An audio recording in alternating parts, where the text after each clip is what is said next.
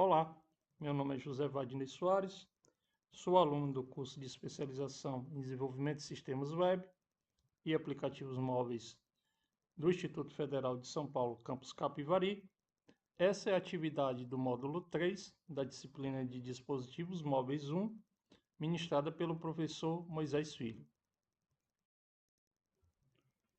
Bom, a atividade nos fornece algumas missões aqui.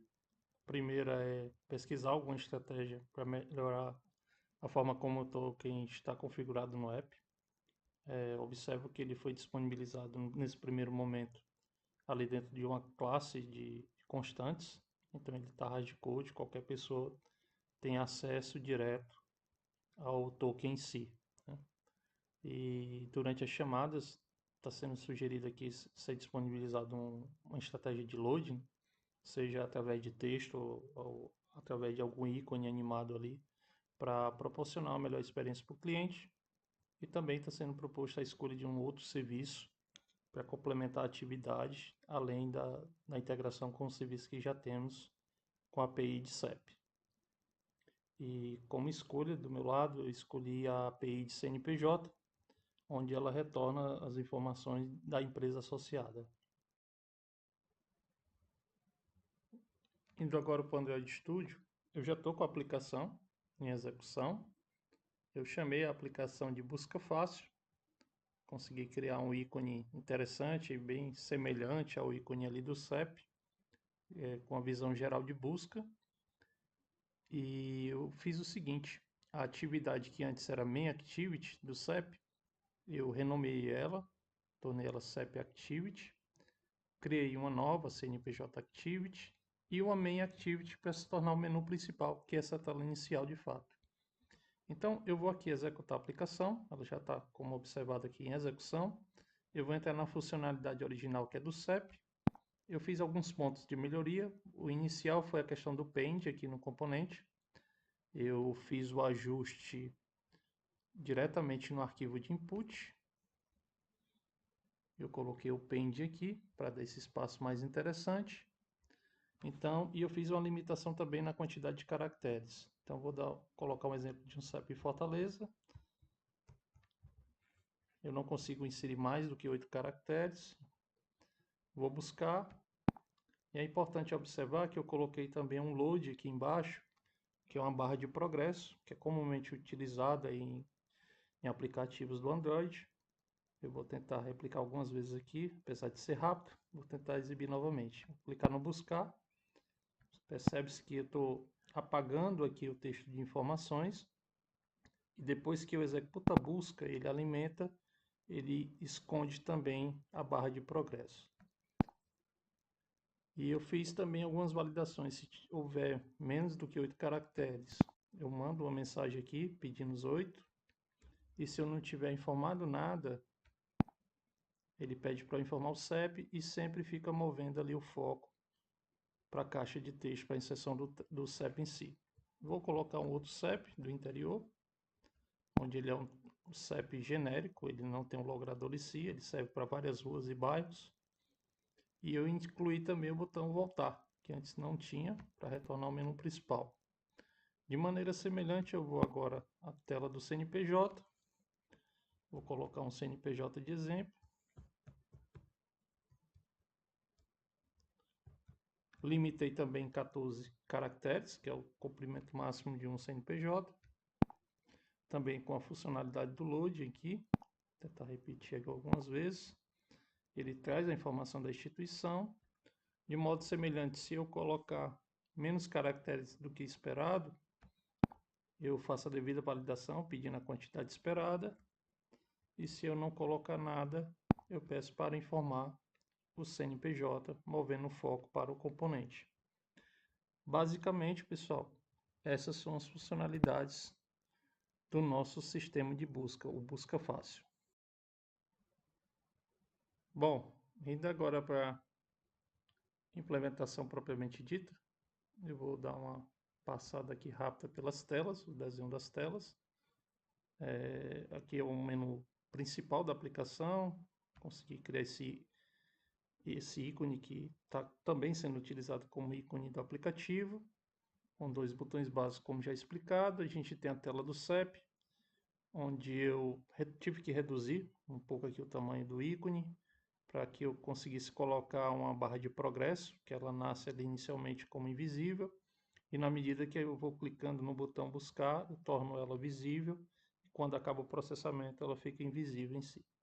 E aqui a caixa de texto onde a gente exibe as informações ali do logradouro, e de maneira semelhante a essa tela, eu aproveitei quase que por completo a estrutura dela para definir a tela de busca do CNPJ, claro, com as mudanças básicas ali de texto, e eu consegui também recriar a figura ali do CEP mais voltada para o CNPJ, para tentar manter um padrão, né? De modo semelhante, eu mantive também uma barra de progresso aqui no final e a caixa de texto para exibir as informações da empresa ou instituição que pertence a esse devido CNPJ informado. E vamos agora à implementação de fato.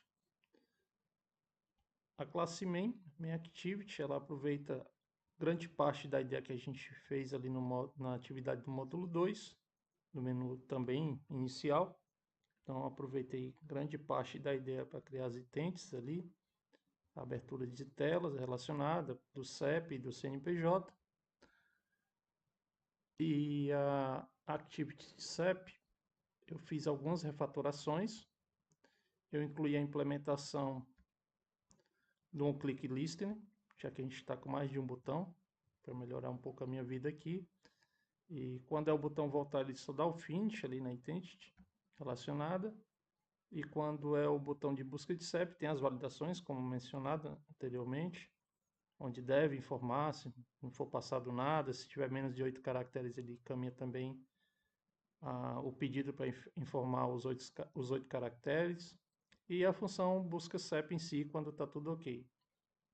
Aí aqui, usando o retrofit, a gente melhorou a forma de passar o token. Eu estou usando a estratégia do build config, que é uma estratégia que utiliza não a informação do token dentro do código em si, mas ele dentro do arquivo de properties, isso aqui, o local properties, que é esse arquivo, ele não é submetido ali normalmente no controle de versão, ele é ignorado. Então, eu coloquei essa informação aqui dentro, e dentro do build gradle aqui, do módulo, eu coloquei uma configuração para que ele, quando gerar o arquivo do build config, ele pegue a informação que está dentro desse arquivo de properties, local properties, e faça a injeção dessa informação em tempo de compilação dentro da classe do build config.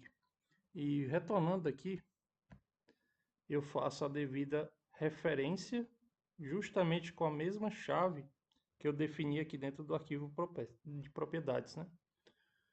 Invertexto token. Então, voltando aqui na classe em si, implementação do CEP, faço referência a ela, como se fosse uma constante, e eu não deixo nenhum código aqui dentro o token dentro do código propriamente dito. Então, quando eu fizer a submissão para o controle de versão, GitHub, por exemplo, todo o código vai, isso fica de maneira transparente. A informação que está dentro desse arquivo não é repassada para o GitHub, e na medida que for feita, alguém fizer o clone do projeto, ele vai ter que inserir a informação aqui para continuar.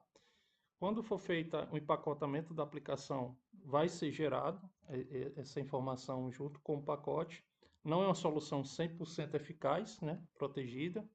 Pode ser melhorada ali com o ofuscamento dessas informações através do ProGuard, mas é uma das alternativas que eu consegui encontrar para não deixar o código propriamente dito como a gente tinha deixado anteriormente aqui, que nesse exemplo, né? Então, isso aqui era um token anterior. Eu até desativei ele aqui no Invertexto, que era esse primeiro aqui. Tirei, deixei ele não mais associado a nada. E criei um outro token para deixar ele associado ao CEP e à API de CNPJ, que é o que eu estou utilizando atualmente dentro desse arquivo aqui de propriedades, o local properties aqui.